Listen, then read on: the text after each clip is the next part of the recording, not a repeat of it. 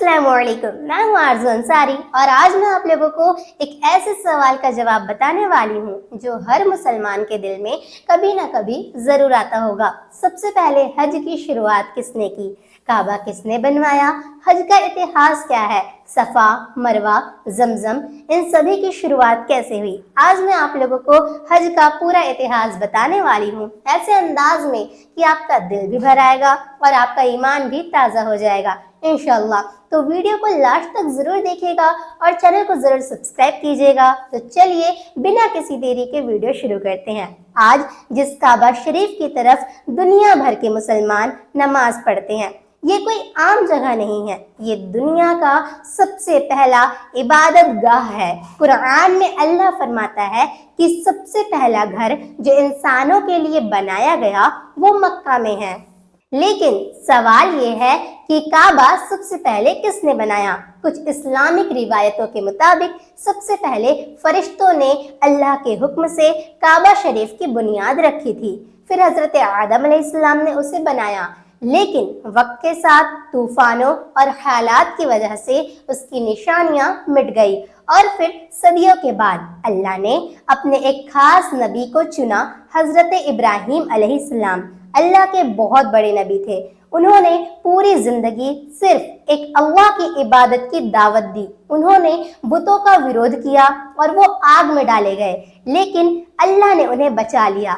फिर एक दिन अल्लाह ने उन्हें एक ऐसा इम्तिहान दिया जिसे सुनकर आपकी रूह कांप जाएगी।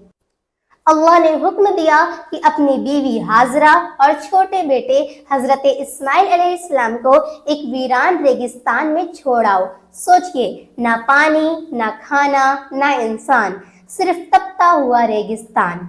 लेकिन हजरत इब्राहीम अलैहिस्सलाम ने अल्लाह के हुक्म के आगे सर झुका दिया।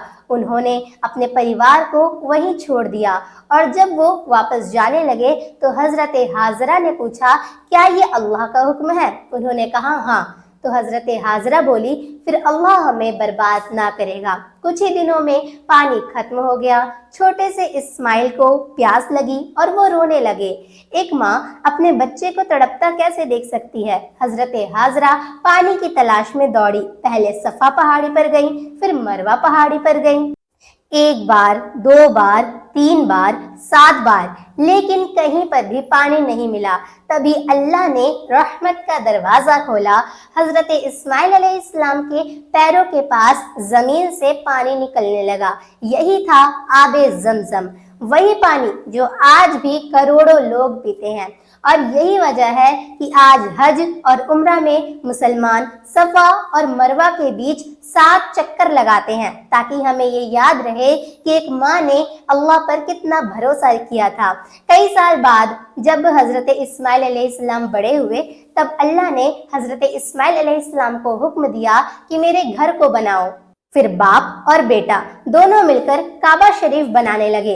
हजरत इस्माइल अलैहिस्सलाम पत्थर लाते और हजरत इब्राहीम अलैहिस्सलाम दीवार बनाते। सोचिए कैसा खूबसूरत मंजर होगा, एक नबी अपने बेटे के साथ अल्लाह का घर बना रहा है। और उस वक्त वो दुआ कर रहे थे कि ऐ अल्लाह, हमारी इस मेहनत को कबूल फरमा ले। जब काबा बन गया तो अल्लाह ने हजरत इब्राहीम अलैहिस्सलाम से फरमाया, लोगों में हज का ऐलान कर दो। हजरत इब्राहीम अलैहिस्सलाम लोगों में हज का ऐलान करने जा रहे थे, लेकिन हजरत इब्राहीम अलैहिस्सलाम के मन में ख्याल आया कि मेरी आवाज़ लोगों तक कैसे पहुंचेगी। तो हजरत इब्राहीम अलैहिस्सलाम ने कहा, ऐ अल्लाह, यहाँ तो कोई भी इंसान नहीं है, मेरी आवाज़ को कौन सुनेगा?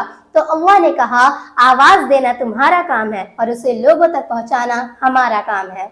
फिर हजरत इब्राहीम अलैहिस्सलाम ने हज का ऐलान किया और कहते हैं कि उस आवाज़ को दुनिया की तमाम रूहों तक पहुंचा दिया गया।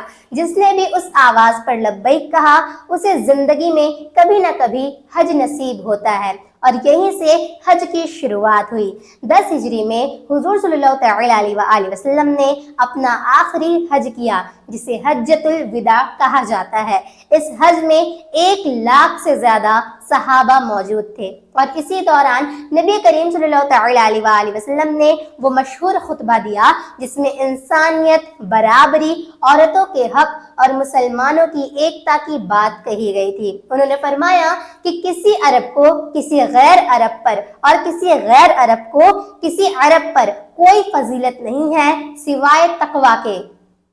آج ہر سال دنیا کے لاکھوں مسلمان حج کے لیے جاتے ہیں، سب ایک جیسے کپڑے پہنتے ہیں، نہ کوئی امیر نہ کوئی غریب، سب اللہ کے سامنے برابر ہیں۔ جب لاکھوں لوگ ایک ساتھ کہتے ہیں لبیک اللہم لبیک تو ایسا لگتا ہے جیسے پوری دنیا اپنے رب کو پکار رہی ہو۔ امید ہے آپ سمجھ گئے ہوں گے کہ حج صرف ایک سفر نہیں ہے، یہ حضرت ابراہیم علیہ السلام، حضرت ہاجرہ اور حضرت اسماعیل علیہ السلام کے صبر اور اللہ پر بھروسے کی یاد دلاتی ہے۔ تو ویڈیو کو تمام لوگوں تک شیئر کیجیے تاکہ سبھی لوگ حج کا اتہاس جان سکیں۔ ملتے ہیں اگلی ویڈیو میں۔ السلام علیکم۔